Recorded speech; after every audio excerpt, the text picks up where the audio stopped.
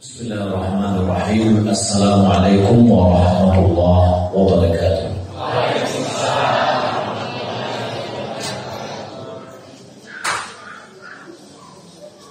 Innal hamdalillah nahmaduhu wa nasta'inuhu wa nastaghfiruh wa na'udzu billahi min shururi anfusina wa min sayyiati a'malina. من يهده الله فلا مضل له ومن يضلل فلا هادي له واشهد ان لا اله الا الله وحده لا شريك له واشهد ان محمدا عبده ورسوله اللهم صل وسلم على نبينا محمد وعلى اله وصحبه اجمعين. اما بعد. Bapak dan Ibu jemaah yang dimuliakan Allah Subhanahu wa taala. Alhamdulillah, segala puji bagi Allah Subhanahu wa taala yang senantiasa mencurahkan nikmat dan karunia-Nya kepada kita. Salawat dan salam semoga dan berkah Allah Subhanahu wa taala kepada Nabi kita Muhammad sallallahu alaihi wasallam. Allahumma shalli ala Muhammad wa ala ali Muhammad. Sebuah anugerah yang besar yang Allah berikan kepada kita adalah Allah pertemukan kita dengan bulan yang agung, bulan yang penuh berkah. Nabi sallallahu alaihi wasallam memberikan kabar gembira kepada para sahabat. Ketika datang Ramadan, beliau mengatakan ataikum Ramadan syahrul mubarak. Telah datang kepada kalian Ramadan, bulan yang penuh berkah. Apa arti berkah? Berkah itu artinya adalah ziyadatul khair, bertambahnya kebaikan. Maka pada bulan Ramadan banyak kebaikan-kebaikan yang ada di dalamnya, terutama kesempatan bagi kita untuk meraih pahala sebanyak-banyaknya. Ramadan adalah bulan pengampunan. Maka saatnya kita juga bertobat dan minta ampun kepada Allah. Di samping ada amalan-amalan yang kita kerjakan yang bisa menghapus dosa-dosa kita, kita juga bertobat kepada Allah Subhanahu wa taala. Ulama memberikan syarat taubat itu ada 3 jika itu berhubungan dengan hak Allah. Yang pertama adalah berhenti melakukan dosa itu. Yang kedua menyesali apa yang telah terjadi. Yang ketiga bertekad untuk tidak mengulangi kembali. Jika seandainya kesalahan kita atau dosa kita berhubungan dengan hak manusia, di samping 3 syarat yang kita sebutkan tadi, ditambah lagi mengembalikan hak-hak kepada pemiliknya. Jika seandainya kita mengambil harta orang, syarat diterimanya tobat kita adalah mengembalikan harta orang. Jika berhubungan dengan kehormatan, maka kita memohon ampun atau minta maaf kepadanya. Bapak Ibu berkata Allah Subhanahu wa taala, adapun amalan yang bisa menghapus dosa-dosa kita pada bulan Ramadan. Dalam sebuah hadis Nabi sallallahu alaihi wasallam bersabda, dalam hadis riwayat Imam Bukhari dan Muslim, "Man shoma Ramadhana ihtisaban ghufira lahu ma taqaddama min dhanbi. Man qama ramadhana imanan wa ihtisaban ghufira lahu ma taqaddama min dhanbi. Man qama lailatul qadri imanan wa ihtisaban ghufira lahu ma taqaddama min dhanbi. Ada 3 amalan yang bisa menghapus dosa-dosa kita yang telah berlalu, yang itu terjadi pada bulan Ramadan. Yang pertama adalah puasa di siang hari. Yang kedua adalah qiyamul lail, menegakkan malam Ramadan dengan ibadah. Yang ketiga menegakkan Lailatul Qadar, dan itu adalah 10 hari terakhir. Namun 3 amalan ini ada 2 syarat yang harus kita penuhi. Yang pertama, amalan yang kita kerjakan ini didasari oleh iman. Motivasi kita itu adalah iman kepada Allah, bahwa kita tahu ini adalah kewajiban dari Allah, dan membenarkan, mengimani akan janji-janji yang telah Allah berikan. Yang kedua syaratnya, kita berharap mendapatkan pahala dalam amalan kita ini. Makanya hadis yang pertama Nabi mengatakan, siapa yang puasa bulan Ramadan didasari oleh imanan,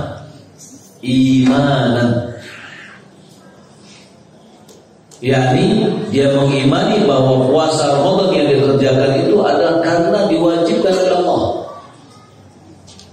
bukan karena sungkan dengan orang, malu dengan orang, tetapi karena ini adalah perintah dari Allah. Wahtisaban, mengharapkan pahala. Maka Bapak Ibu bilang kalau Allah Subhanahu wa taala 2 syarat yang mendasari amal ini akan memotivasi kita untuk berpuasa dengan sebaik-baiknya. Mengharapkan pahala dari Allah, maka kita menjaga puasa kita dari hal-hal yang merusaknya. Karena Nabi SAW mengatakan, kam min sha'imin laisa lahu min siyamihi illa al-ju' wal 'atas. Entah berapa orang yang berpuasa, dia tidak dapatkan dari puasanya kecuali hanya rasa lapar dan haus. Dia tidak dapatkan nilai pahala. Yang dia dapatkan hanya letih dan lelah, rasa haus dan lapar. Kenapa? Karena dia melakukan hal-hal yang merusak puasanya. Boleh jadi dia tidak makan dan minum, tapi ada perbuatan-perbuatan yang lain yang dia kerjakan yang menjadikan puasanya tidak ada nilainya di sisi Allah.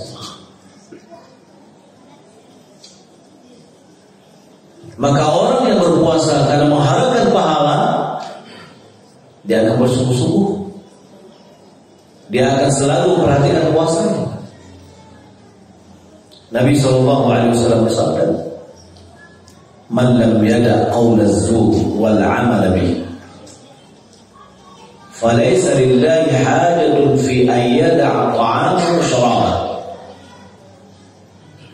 Siapa yang tidak meninggalkan perkataan bohong dan tidak meninggalkan perbuatan bohong, artinya dia berpuasa tetap berbohong, beruntung, dia berpuasa tetap mengicuh, maka falaysa lillahi hajatun fi ayyada'a ta'amahu wa syarabahu. Allah tidak membutuhkan kepada perbuatan meninggalkan makanan dan minuman. Artinya tidak ada nilai puasanya. Karena dia berpuasa tapi masih juga menipu, masih juga berbohong. Maka ulama mengatakan sebagaimana makan dan minum merusak puasa, begitu juga kebohongan dan penipuan merusak nilai puasa.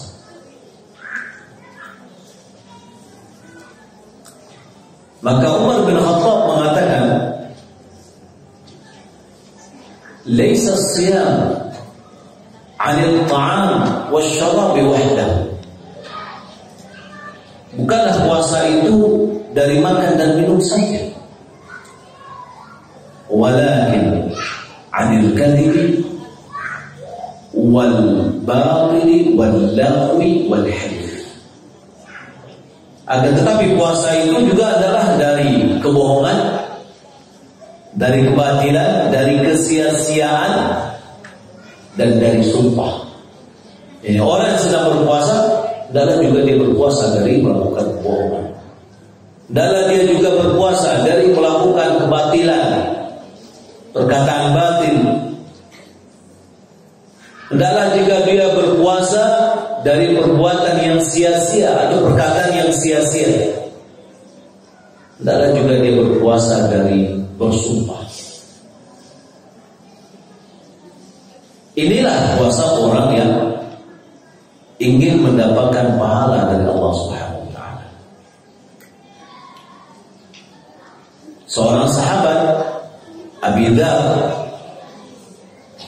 dia menitipkan pesan, "Idza sumta fatahaffaz mastata'ta." Jika engkau berpuasa, jaga dirimu dengan semaksimalnya.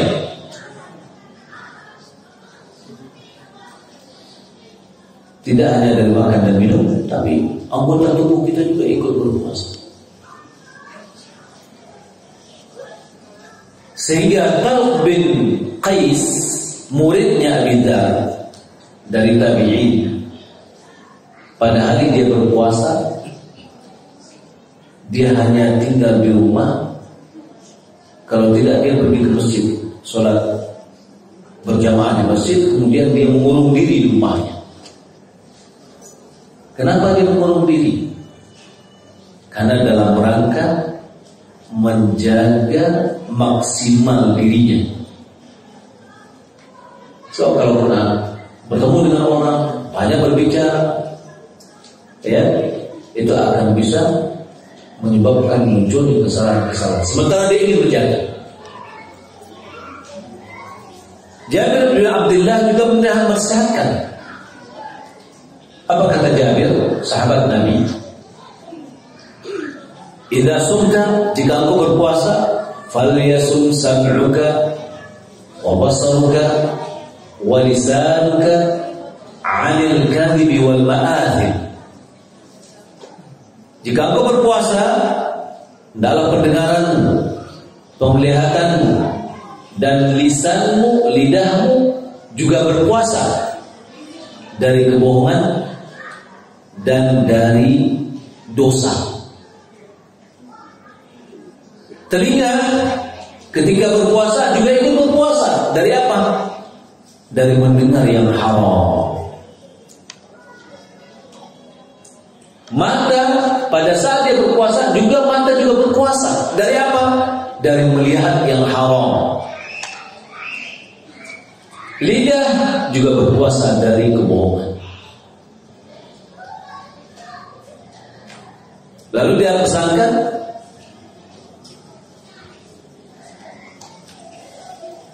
"Falyakun 'alaika wiqarun wa sakinatun fi yaumi shaumika."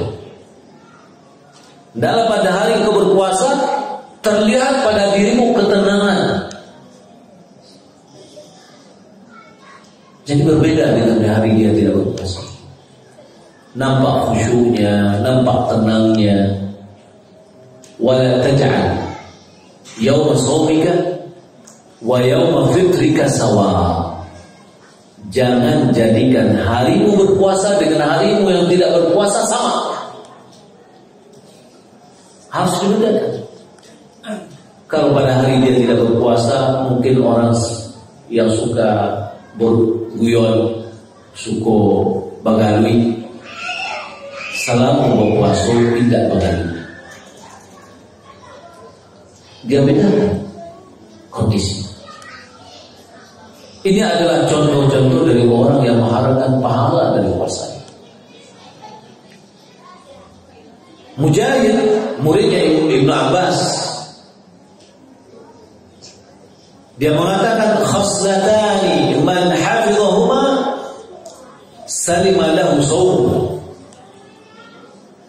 Ada dua hal, siapa yang bisa menjaganya maka puasanya selamat. Apa dari dua ini? Al-ghibatu wal-kadhibu. Yaitu yang pertama berkunci, yang kedua berbohong. Dua hal ini jika kita jaga maka puasa kita selamat. Maka oleh karena itu kita harus perhatikan. Ibnu Aliyah dia mengatakan as-shaimu fil ibadah. Orang yang berpuasa itu sedang beribadah. Berapa mau berpuasa? Sampai balik jam. Mulai dari terbit fajar sampai kepada matahari. Subhanallah. Selama itu kita dalam ibadah. Dinilai dalam ibadah. Sholat itu berapa lama ya? Sholat 5 menit mungkin selesai. Tapi puasa lama. Masa ibadah kita ini. Tapi katanya malam yaghtab. Seorang berpuasa dinilai dalam sedang beribadah selama dia tidak berkunci. Kalau dia berkunci sudah batal puasa. Ya, habis sholat subuh sudah dengan ceramah mau pulang, biasanya kota sedang batagak itu lama. Enak. Dia acuh, dia lama mau ada cerita tentang orang. Dari pagi-pagi puasa kita masih ada batal. Ada 2 orang perempuan di zaman Nabi dalam kondisi yang lelah sekali, latih, ditahan badan. Lalu Nabi suruh dia muntah. Ternyata yang dimuntahkan itu adalah darah dan daging. Apa kata Nabi? Ini orang sudah berbuka. Dia puasa tapi dia tidak berbuka. Yang satu lagi perempuan ini datang kepada perempuan yang lain, bergunjing, dia menggunjing orang. Apa itu gunjing? Yang diam. Mengejar yang dikejar. Dzikruka akhaka bima yakrah. Itu kata Nabi. Awak mempekerjakan orang dengan hal yang tidak disukainya. Kalau yang disukainya tidak ada masalah. Yang hal-hal yang tidak disukai. Lalu ada sahabat bertanya, ya Rasulullah, ara'aita in kana ma fi akhir, in kana fihi ma aku. Bagaimana pendapatmu kalau seandainya apa yang aku bicarakan itu ada pada saudaraku itu? In kana fihi ma taqul faqad irtabta. Jika seandainya apa yang kau ucapkan itu memang ada pada saudaraku itu, engkau telah berkunci. Fa in lam yakun faqad bahatta. Jika seandainya tidak ada, maka engkau telah berdusta terhadap ilmu fitnah. Kadang-kadang kan gitu, iku ambo nak madu-adu yubana ambo cadet nampak dah ambo dana. Iku informasi atau apa saya? Jadi dicek kurang. Itu namanya ujian. Ya nanti ngecek dengan lain awak jawab saya. Ya 10 orang awak aja yang dikecian apa yang tidak disukai oleh orang yang jadi objek pembicaraan. Itu adalah riba. Itu adalah kunci. Nah, jika kita ingin puasa kita yang bisa menghapus dosa, kita jaga puasa kita lebih baik. Jadi kalau seandainya selama kita puasa enggak ngomong di rumah aja, mungkin baca Al-Quran seperti itu lebih baik. Ya, biasanya kalau mulut yang tidak ngomong, dia aja apa yang muncul? Aroma mulutnya sangat bau. Perutnya yang kosong, tambah mulutnya katuk terus, itu biasanya aroma mulutnya tidak enak. Apa kata Nabi? La khalufu famis sha'im 'inda atyabu 'inda Allah min rihil misk. Aroma mulutnya orang berpuasa lebih harum di sisi Allah ketimbang dari misk, yaitu minyak wangi kasturi. Ulama mengatakan bau aroma itu kenapa? Akibat dari ibadah kepada Allah.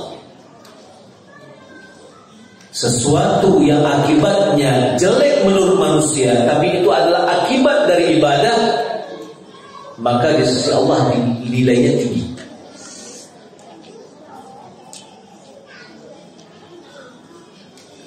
Bapak Ibu kalau Allah Subhanahu wa taala, jika kita puasa pada bulan Ramadan didasari oleh iman dan mengharapkan pahala dari Allah, diampuni dosa-dosa kita yang telah berlalu. Ya, berapa dosa kita diampuni oleh Allah Subhanahu. Itu satu amalan yang bisa menghapus dosa kita.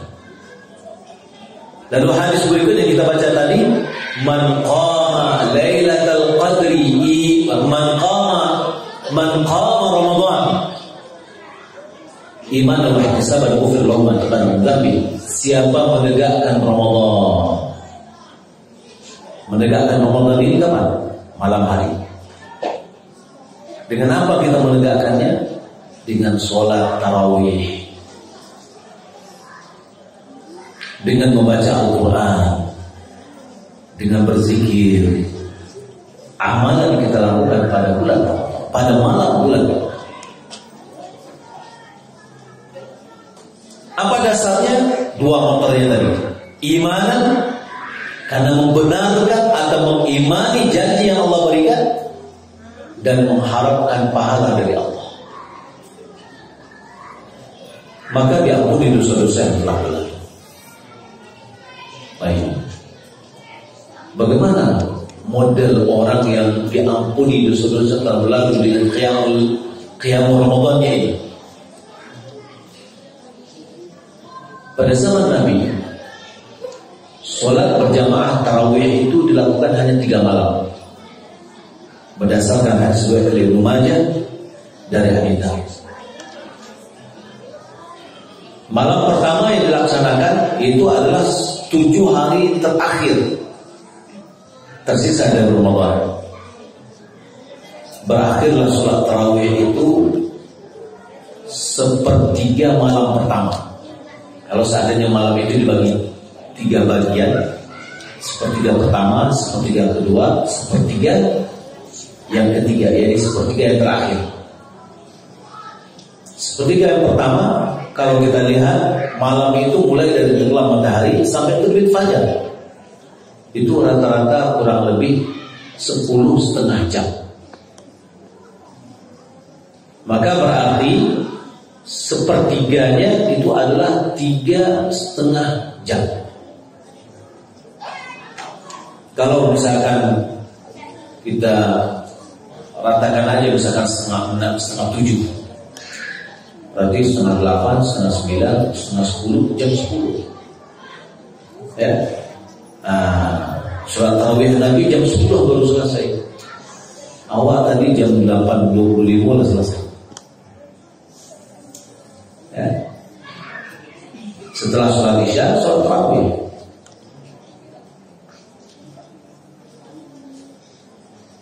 Hari berikutnya beliau tidak laksanakan.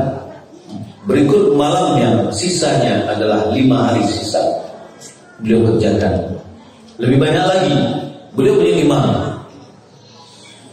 Berakhirlah sholatnya separuh malam sampai jam 12. Ya, sholat tarawih. Sholat orang yang mengharapkan pahala.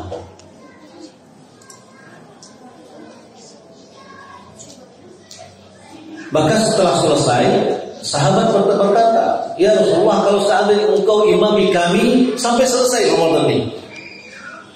Kata Nabi, tidak. Innahu man qama ma'al imam hatta yansarif kutiba lahu qiyamul lail. Kata Nabi, siapa yang sholat bersama imam sampai imam selesai, dituliskan baginya ibadah semalam suntuk.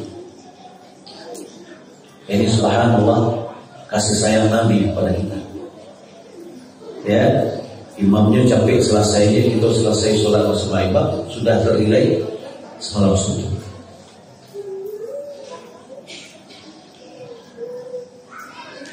Tiga hari yang tersisa, yaitu pada malam ke-27, Nabi sholat. Berakhir sholatnya itu hampir fajar. Beribadah semalam suntuk. Ini contoh dari orang yang berharap pahala dengan qiyamul lail.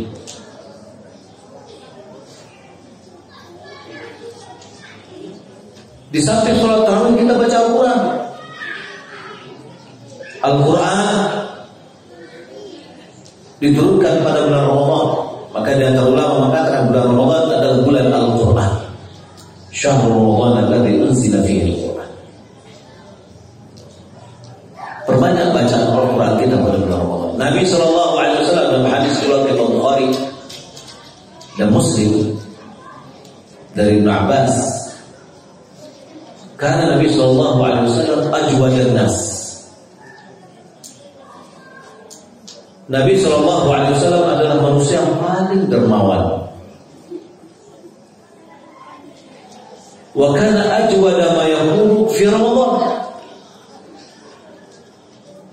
Beliau lebih dermawan lagi pada bulan Ramadan. Dasar beliau adalah orang sangat dermawan. Bentuk dermawan Nabi dalam sebuah riwayat yang diriwayatkan Imam Ahmad, la yus'alu an syai'in illa a'ta. Nabi tidaklah diminta akan sesuatu kecuali beliau kasih. La ya'dulan dari agiannya dia agian. Tidak pernah beliau berkata tidak. Beliau sangat banyak berianya. Itu yang dermawan. Dan kedermawannya berlipat-lipat bertambah pada bulan Ramadan. Hina yalqahu Jibril. Ketika Jibril bertemu dengannya. Wa kana yalqahu fi kulli lailatin fi Ramadan. Fayudarisuhu al-Quran. Jibril atau Nabi bertemu dengan Jibril setiap malam, yang mana Jibril dan Rasulullah saling mudarasatul Quran, membacakan Al-Quran. Nabi membacakan Al-Quran kepada Jibril. Jadi Al-Quran yang sudah diturunkan dibacakan kepada Jibril. Satu tahun itu khatam sekali, dibacakan malam hari. Maka sebagian ulama mengatakan membaca Al-Quran malam hari itu lebih afdal daripada siang hari. Kenapa? Karena siang hari pikiran kita sibuk, malam hari kita sudah berhenti dari kesibukan dunia. Maka membacanya kita pada malam hari akan lebih khusyuk. Dan Al-Quran yang kita baca nanti pada hari kiamat akan memberikan syafaat kepada yang membacanya.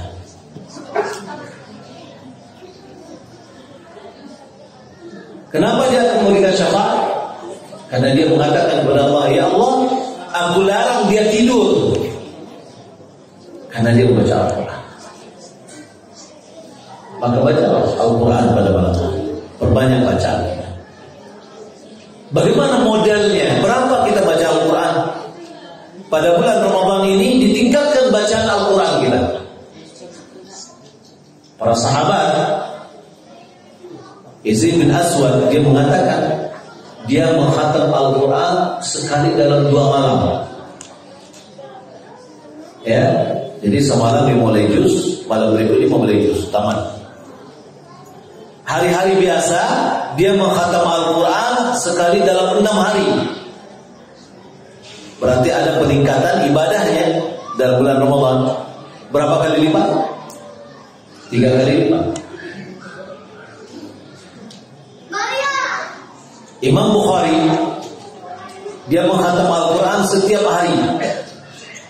Dan setelah sholat tarawih malam hari, beliau mengkhatam Al-Quran sekali dalam 3 malam. Berarti kalau begitu setelah sholat tarawih ada kesempatan di rumah yang diperbanyak adalah baca Al-Quran. Bukan sholat malam lagi, tapi baca Al-Quran.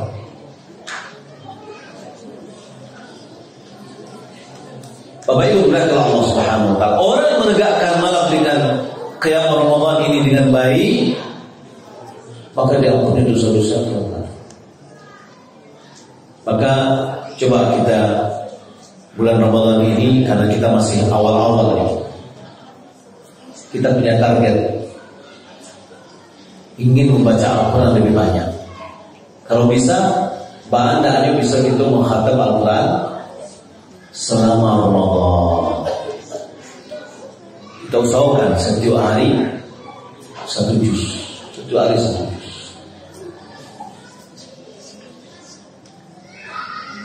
Kemudian yang ketiga, man qama lailatul qadri imanan wa ihtisaban ghufir lahu ma taqaddama min dhanbi.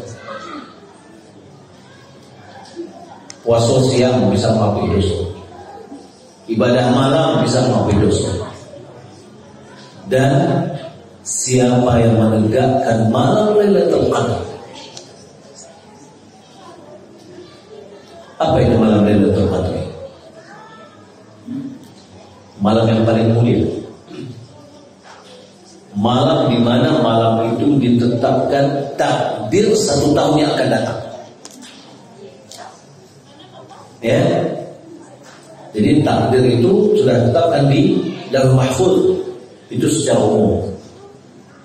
Kemudian kepada setiap individu kita, takdirnya dirinci ketika dia berumur 4 bulan dalam kandungan ibunya. Dirincilah rezekinya, amalnya, ajalnya, apakah dia sengsara atau bahagia. Itu namanya takdir umur setiap orang. Kemudian takdir setiap tahun adalah pada malam Lailatul Qadar ditetapkan. Dan itu adalah rincian dari takdir yang ada di Lauhul Mahfuz.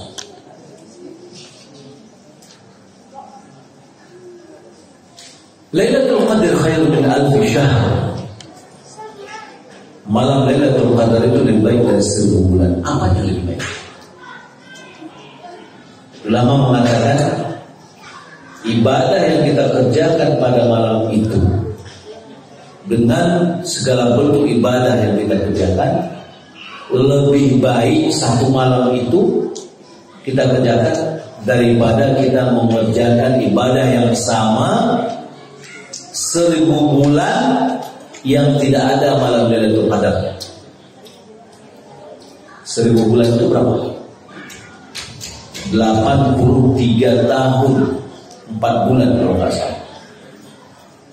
Lebih dari umur kita. Kata Nabi SAW, Inna amar ummati baina 60 wa 70 wa qalilun man yajuz dzalika. Umur umatku ini, kata Nabi, antara 60 dengan 70 tahun, dan sedikit orang yang melewati 70 tahun.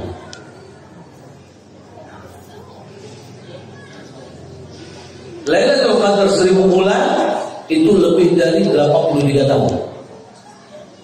Jadi ibadah kita satu malam lebih baik daripada beribadah dengan ibadah yang sama seumur hidup kita. Malam itu misalkan kita tidak tidur, tapi kita mulai malam Lailatul Qadar itu kapan mulainya? Tengah malam, mulai dari maghrib sampai terbit fajar, satu malam suntuk. Semua ibadah yang kita kerjakan, sholat wajib kita, maghrib, isya, sholat sunat kita, sedekah kita, zikir kita, bacaan Al-Quran kita, sholat malam kita atau tarawih kita, ya, dan seluruh ibadah yang kita lakukan pada saat itu.